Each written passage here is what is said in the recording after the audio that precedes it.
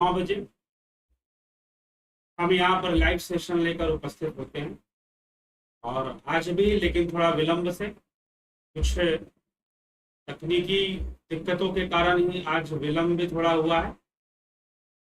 तो विलंब से आज हम इस कार्यक्रम को लेकर उपस्थित हुए हैं, लेकिन कार्यक्रम शुरू हो चुका है। आप जुड़े रहें, बने रहें और इसका लाभ उठाते रहें। तो चलिए विषय पर चलेंगे। आज का विषय क्या है? ब्रह्म दिन और रात्रि से परे है, सत्य और असत से परे। विषय को सुनकर आपके मन में प्रश्न उठ सकता है कि ये कैसी बात है कि ब्रह्म दिन और रात्रि से परे है। यह तो समझ में आता है, लेकिन सत्य और असत से भी परे, क्योंकि ब्रह्म को सत्य माना गया है। ब्रह्म सत्यम जगन मिथ्या, कि संसार मिथ्या है और ब्रह्म सत्य है। तो ब्रह्म सत्यम, ब्रह्म को सत्य बताया गया है, ब्रह्म को सत्य माना गया है और जगत को मिथ्या माना गया है। तो एक बात तो ठीक है, चलो वो काल से परे है, तो दिन और रात, क्योंकि दिन और रात होना तो काल का विषय है, लेकिन साथ ही साथ सत्य और असत्य से भी परे है, ऐसा क्यों कहा जा रहा है? यह एक प्रश्न बनता है। तो आज हम इस विषय को समझेंगे कि ऐसा क्यों कहा गया कि ब्रह्म दिन और रात से परे है और साथ ही साथ काल से भी परे है। इसे काल से भी परे बताया जा रहा है, तो ऐसा क्यों बताया जा रहा है, उस पर चर्चा हम करते हैं। तो सबसे पहले बात तो यह समझना है कि भाई यह जो विषय है ब्रह्म का, यह निश्चय ही काल से परे का विषय है। ब्रह्म की स्थिति काल से परे सर्वदा बताई गई है, तो इसमें भी यह स्थिति मानी जाएगी कि ब्रह्म काल से परे ही है। लेकिन सत्य और असत्य से परे क्यों कहा जाए, इसको, ये मुख्य पॉइंट है, इसको समझेंगे। तो पहले श्लोक देखते हैं, श्लोक में क्या समझाया जाए। तो कहा जा रहा है 18वें श्लोक में, चौथा अध्याय, चतुर्थ अध्याय श्वेतास्त्रोपनिषद, यदा अतमः तत न दिवा न रात्रि न सन्न च न अनसन्न केवल शिवः एव तत् अक्षरं तत् सवितुः वरेण्यं च तस्मात् पुराणो प्रज्ञा प्रसृता। यदा तमस्तन्न दिवा न रात्रिर्न सन्न चासक्षीव एव केवल तदक्षरं तत् सवितुर्वरेण्यं प्रज्ञा च तस्मात् प्रसृता पुराणी। इसमें एक शब्द आ रहा है तत् सवितुर्वरेण्यम, अर्थात जो गायत्री मंत्र में सविता का वर्णन है, तत् सवितुर्वरेण्यम, देवताओं का वर्णन है। ये संपूर्ण जगत सविता के वशीभूत है, लेकिन ब्रह्म उससे भी परे है, ऐसा वर्णन मिलता है। तो आइए चलिए इस श्लोक का अर्थ हम समझ लेते हैं कि कहा जा रहा है कि यदा, जब तक अज्ञान में अंधकार का सर्वथा अभाव हो जाता है, उस समय ना दिन है ना रात्रि है, ना सत्य है ना असत्य है, केवल एकमात्र वह विशुद्ध शिव, शिव शब्द का प्रयोग इस श्लोक में किया गया है। तो शिव है, शिव एव, अर्थात कि वह शिव ही केवल है, और तत् अक्षरम, वह सर्वथा अक्षर है, अविनाशी है। वह तत् सवितुर्वरेण्यम, वह जो देवता हैं, देवताओं का भी उपास्य है। सवितुर्वरेण्य मतलब देवताओं के द्वारा भी, लोगों के द्वारा जो धारण किया जाता है। ओम भूर्भुवः स्वः तत् सवितुर्वरेण्यम, गायत्री मंत्र में जो आता है, ओम भूर्भुवः स्वः तत् सवितुर्वरेण्यम, यह संपूर्ण जगत उस ओम के द्वारा और साथ में देवताओं के द्वारा भी, जो सूर्य आदि सविता को फैलाने वाले, ऊर्जा को फैलाने वाले जो देवता हैं, उनके द्वारा भी वह ब्रह्म जो है धारण किया जाता है। इसलिए वरेण्यम, सवितुर वरेण्यम शब्द का प्रयोग वर्ण किया जाता है। ठीक, उसी ओम का ध्यान करना है, उसी ब्रह्म का ध्यान करना, वही भर्गो ज्योति स्वरूप है। भर्गो दिवस्य धीमहि धियो यो न प्रचोदयात्। तो वह संपूर्ण लोकों के द्वारा और संपूर्ण देवों के द्वारा धारण किया जाता है। तो यहाँ पर सवितुर वरेण्यम शब्द का प्रयोग हो रहा है कि तदक्षरम तत् सवितुर्वरेण्यम प्रज्ञा च तस्मात् प्रसृता पुराणी। लेकिन हमारा जो विषय है, इसके पहले लाइन वाला, कि यदा यदा तमस्तन्न दिवा न रात्रि, न दिन में और न रात्रि के परे है। न सन्न च असीक्षेव एव केवल, कि न वह रात है और न ही वह दिन है। जब अज्ञानमय अंधकार सर्वथा अभाव हो जाता है, कहा जा रहा है जब अज्ञानमय अंधकार का सर्वथा तमस, यदा तमस्तन्न अर्थात तमस का जब नाश हो जाए, यदा अतमः जब अज्ञानमय अंधकार का सर्वथा अभाव हो जाएगा, उस समय क्या होगा, ना दिन होगी, ना रात्रि होगी, ना सत होगा, ना असत होगा। अब इसी पर हमें विचार करना। ना दिन होगी, ना रात्रि होगी, ना सत होगा, ना असत होगा। पहले तो ये कहा गया और फिर कहा गया कि वही एक अविनाशी परम अक्षर है जो देवताओं के द्वारा, तीनों लोकों के द्वारा धारण किया जाता है। तदक्षरम तत्सवितुर्वरेण्यम, और वही प्रज्ञा च तस्मात् प्रसुता पुराणी, और उसी से पुराना ज्ञान फैला हुआ है, प्रज्ञा फैलती है, वही उसका प्रसार करने वाला भी है। तो इस प्रकार से उस ब्रह्म की चर्चा की जा रही है। तो दिन और रात के परे है, अर्थात जब तमस दूर हो जाएगा, त्रिगुणी माया संतुलित हो जाएगी, तीन गुणों का संतुलन बन जाएगा, योगी ध्यान की सिद्धा अवस्था को प्राप्त करके समाधि में प्रवेश करते हैं, जहां पर मनसा, हृदय, मनसा और मनीषा, इन तीन चीजों का नाम पिछले श्लोक में लिया गया। हृदय, मनीषा, मनसा, ये तीनों ही एकाग्र हो जाते हैं। जिस अवस्था में, उस अवस्था में वो काल के परे चले जाते हैं। वो हृदय गुहा में प्रवेश कर कर, गोपनीय जो गुहा है उसमें प्रवेश कर कर वो काल के परे चले जाते हैं। वहां न श्वासों का आना जाना है, तो फिर दिन रात भी नहीं है, ना दिन है और ना ही वहां पर रात्रि है, क्योंकि दिन और रात्रि का होना काल के अंतर्गत है। और ब्रह्म कालातीत है, ब्रह्म भावातीत है, ब्रह्म गुणातीत है। कालातीत होने के कारण, गुणातीत होने के कारण और भावातीत होने के कारण दिन और रात का अस्तित्व वहां नहीं रहेगा। ये साफ साफ यहां लिखा जा रहा है। फिर लिखा जा रहा है कि ना सत्य है ना असत है, वहां सत्य भी नहीं है और असत्य भी नहीं है, क्योंकि वह तो भावातीत है। और सत्य का होना भी भावना है, असत्य का होना भी भावना है, ज्ञान का होना भी एक भाव है, अज्ञान भी एक भाव है, निराकार भी एक भाव है, साकार भी एक भाव है। ठीक है, निराकार भी एक भाव है, साकार भी एक भाव है, ज्ञान भी एक भाव है, अज्ञान भी एक भाव है, सत्य भी एक भाव है, असत्य भी एक भाव है। इसीलिए वह जो ब्रह्म है वह भावातीत है, सभी भावनाओं से परे है, बियॉन्ड इमोशंस है, सभी भावनाओं से परे है। तो भावातीत होने के कारण ना वो सत्य हो सकता है, ना वो असत्य हो सकता है। ठीक है, तो ये हमें थोड़ा सा विचार करने योग्य जो तथ्य है यहाँ पर समझने, क्यों उसे कहा जा रहा है कि दिन रात के परे है, सत्य असत्य के परे है, सभी के द्वारा धारण किया हुआ है, सबके द्वारा धारण किया, मतलब सब में व्याप्त है, इसीलिए वो धर्म है, वह ब्रह्म ही सनातन है और वही सनातन धर्म है। इसीलिए उसे धर्म तत्व कहा गया। धर्मस्य तत्वम निहितम गुह्याम, धर्मस्य तत्वम निहितम गुह्याम महाजनो येन गता स पंथा, कि जो धर्म का तत्व है वह अत्यंत गोपनीय गुहा में रहने वाला, और धर्मस्य तत्वम निहितम गुह्याम महाजनो येन गता स पंथा, महापुरुषों ही ने उसे जाना है, उस ब्रह्म को अपनी साधना से, अपने ध्यान योग से जाना। ठीक है, तो यह रहस्य, तो उसे दिन और रात से परे, क्योंकि वो कालातीत है, काल से परे है, और वो सत्य और असत्य से भी परे है, क्योंकि ना वहां सत्य ना वहां असत्य। देखिए, सत्य कहना वहां पर है जहां असत्य का भी बोलबाला हो। ठीक है, न्याय की आवश्यकता वहां है जहां अन्याय होता। तो सत्य भी वही टिकेगा जहां असत्य भी रहता हो। ज्ञान, अज्ञान, निराकार, साकार, इन सब से परे उसकी अवस्था को बताया जा रहा है। बस यही बात समझनी होती है। इसीलिए सत्य, हम कहते हैं फलानी वस्तु सत्य है, फलानी बात असत्य है, ये सत्य है वो असत्य है, सब कुछ एक भाव है और द्वंदात्मक है।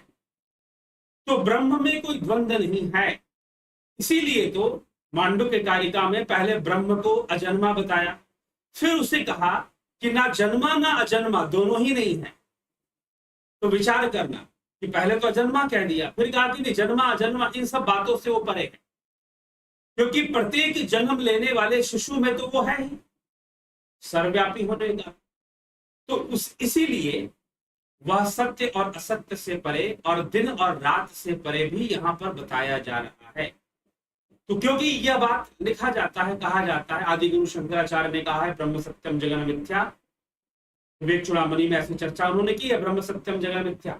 ठीक है, एक जगह पर जगत के साथ तुलना करते हुए भावनात्मक रूप में ही कहा जा रहा है, जगत के साथ तुलना करते हुए भावनात्मक रूप में ही कहा जा रहा है, ठीक ना, कि ब्रह्म सत्यम जगन मिथ्या। लेकिन क्योंकि यहां पर जो भी चर्चा होगी, हमारे और आपके बीच जो भी चर्चा होगी, आप जो भी अध्ययन करोगे, जो भी प्रवचन सुनोगे, वो कहीं ना कहीं भावयुक्त होगा, वो भावयुक्त होगा ही होगा, वो भावातीत नहीं हो सकता, क्योंकि भावातीत अवस्था तो योग से आएगा, ध्यान योग से आएगा, ना कि प्रवचन सुनने से आएगा। इसीलिए उपनिषद कहते हैं ना वे आत्मा बहुत प्रवचने लभ्यो, ना बहु प्रवचन से आप उसको नहीं प्राप्त कर सकते, ना बहुत सुनने से, ना प्रवचन से, ना मिथ्या ना प्रवचने लभ्यो, ना बहुनी श्रुतेन, ना बहुत ज्यादा सुनने से, इन सभी से आत्मा का लाभ नहीं मिलने वाला। आत्मा का लाभ ना प्रवचन से, ना बहुत सुनने से और ना ही मेधा से नहीं मिलने वाला है, वो समाधि से मिलने वाला है, वो ध्यान योग से मिलने वाला है आत्मा का लाभ। ठीक है, इसीलिए शंकराचार्य, आदि गुरु शंकराचार्य यह भी कहते थे, जब उन्होंने ये कहा कि ब्रह्म सत्यम जगन मिथ्या, तो साथ में उन्होंने यह भी कह दिया कि ब्रह्म क्या है यह बताया ही नहीं जा सकता, वो सत्य है कि असत्य है, कि वह ज्ञान है कि अज्ञान है, कि निराकार है कि साकार है। ये सारी बातें बुद्धिक बातें हैं, वैकल्पिक बातें हैं, विकल्प के कारण ये सारी बातों का अस्तित्व है, कल्पित है सारा विषय। इसीलिए आप ऐसा मत कहो, ध्यान योग करो, सीधी सी बात, ध्यान योग करो। ध्यान योग करोगे तभी आप उस आत्मा को जान पाओगे, उस ब्रह्म को जान पाओगे, अन्यथा प्रेरणा देने के लिए बातें तो बहुत सारी हो जाती है। तो यहाँ उपनिषद, श्वेताश्वर उपनिषद में यह घोषणा की जा रही है कि वो सत्य भी नहीं है, असत्य भी नहीं है, कि सत्य असत्य का होना भी एक भाव है। चलिए ठीक है, तो आज का मुख्य विषय इसी पर चर्चा था। अभी आपके प्रश्नों पर भी थोड़ा ध्यान देंगे, इस श्लोक पर हमने चर्चा किया, अब आपके प्रश्नों पर भी चर्चा करते हैं। जगत नारायण जी क्या कह रहे हैं? परम पूज्य गुरुदेव जी, ठीक है। जगत नारायण मित्रों, ध्यान योग करने से हमारे मन में चल रहे प्रश्नों के उत्तर अपने आप मिलने लगता है, यकीन मानिए। नहीं तो जो हमारे मित्र भाई बंधु जो ध्यान योग करते हैं उन्हें यह अनुभव जरूर मिल रहा होगा जी। कई लोग हैं जो इस बात की पुष्टि करते हैं, क्योंकि हमारे मन में जितने भी आध्यात्मिक प्रश्न हैं वो उनकी पूर्ति होनी शुरू हो जाएगी ध्यान योग के माध्यम से। ठीक है, निश्चय ही होने लगेगी, हमें ज्यादा अच्छी तरह से बातें समझ में आएंगी, उपनिषदों की बातें, श्रीमद् भगवद गीता की बातें और अन्य विषय जो आध्यात्मिक है। विक्रम सिंह जी, विश्व यात्री जी, साक्षी सेन जी, बहुत अभिनंदन है। उदय शंकर जी, अंजू श्रीवास्तव जी, कुलदीप सिंह जी, एसके मिनहास जी, अनिल कुमार जी, बलवंत सिंह गोहिल जी, अजित भाई पटेल जी, उमेश चोपड़ा जी, भूप सिंह खिचर जी, अर्जुन चौहान जी, राजू पाल जी, अलका काले जी, ज्योति दत्ता जी, कन्हई कुमार जी, रूपलाल विश्वकर्मा, राम निवास मीना, दादा खचर जी, रघुवीर सिद्धू जी, गणेश पवार जी, योगेंद्र पंडित जी, स्मिता सावंत जी, इंद्रजीत जी, ब्रजेश मिश्रा जी, चित्रंजन बरुआ, पंकज रघुवंशी जी, सरोज कृष्णानी जी, प्रभु सिंह जी, विश्वनाथ सिंह जी, टीआर राठिया जी, उषा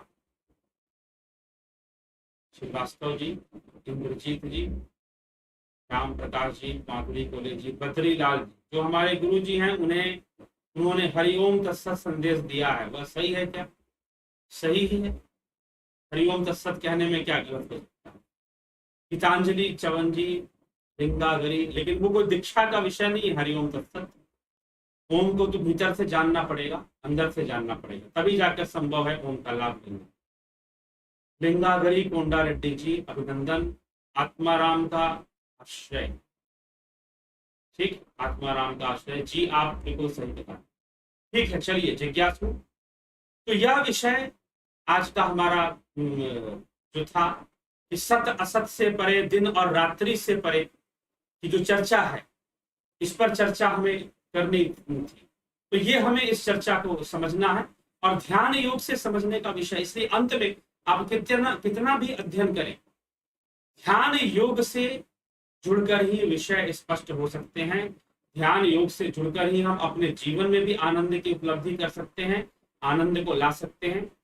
ध्यान योग से ही हम अपने जीवन का कल्याण भी कर सकते हैं। तो इसीलिए ध्यान योग जरूरी है, और ध्यान योग जो करना चाहते हैं वो ज्वाइन कर लें। 11 अगस्त से ध्यान योग की कोर्स शुरू हो रही है। कुछ लोगों ने ज्वाइन कर लिया है, और जो लोग ज्वाइन करना चाहते हैं वो जरूर फिर से इसको ज्वाइन कर लें। और जो लोग जुपिटर मेंबरशिप करना चाहते हैं, सन कर लिया है, उनका सन एक बार उन्होंने कर लिया है लेकिन जुपिटर नहीं किया है, तो जुपिटर वो कर सकते हैं। और जुपिटर करने के लिए उन्हें ये बताना पड़ेगा कि सन मेंबरशिप उन्होंने कर लिया है, तो फिर जो शुल्क है, जुपिटर का भी शुल्क है, उसमें उनको छूट मिल जाएगी।